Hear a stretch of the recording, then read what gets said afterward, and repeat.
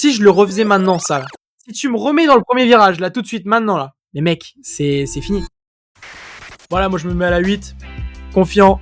Et d'ailleurs, le sélectionneur a décrit ça comme de l'audace en fait. C'est genre, t'as confiance en ce que tu fais, t'as confiance en tes choix. Et bref, du coup, pour revenir sur la finale, je sors vraiment bien, je passe la première bosse vraiment bien. Avant le premier virage, je suis en tête. Kyle White qui reste proche de la protection et qui coupe assez bas en fait. Et après, il repédale, il touche sa pédale et il perd de la vitesse à fond. Et du coup, moi, je me dis, bon, bah là, il avance pas, je vais aller à droite. Moi, je saute à droite. Sauf que lui, quand moi je saute à droite, lui il saute à gauche pour fermer la porte. Du coup, ça crée un écart de 3 mètres. Et après, moi je passe pas super bien. Après le roller, j'ai remis un tour de pédale. Alors normalement, je mets pas de tour de pédale. Mais gars, quand tu sors d'une finale championnat du monde et que c'est ta première finale et que tu vois personne, c'est-à-dire que le deuxième virage, en fait, je le vois, mais il y a personne qui roule devant moi.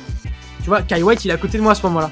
Et sur la deuxième section pro, je suis devant, tu vois. Ça se voit sur la vidéo. Ce qui est marrant, c'est que le focus que j'avais tout le week-end, j'ai tout perdu sur le moment où j'étais en tête.